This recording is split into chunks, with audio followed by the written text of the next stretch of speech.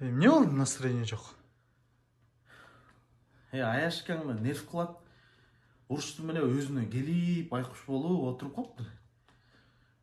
Эмне болуп нерв кылды? Баягы күнү жаман нерв кылат негизи элечи. Баягы күнү жакшынакай айттым. Носкиңди таптаза кылып жууп койдум, алдыгы эски носкиңди чеч дедим да.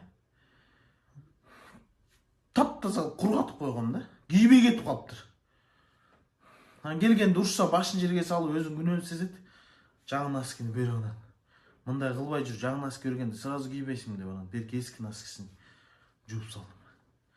Туура эле, катуу кармаш керек негизи. Мен нерв чыдабайт, мен сразу урушам. 3 күндөн бери өзүн күнөөлүү сезип байкуш болуп отурат деп кой, айтканымды кылат деп кой. Эмне тамак жасасам ошол тамакты жеп атат азыр. Бүгүн жасабай коеюн деп атам. Давай иштеп сал.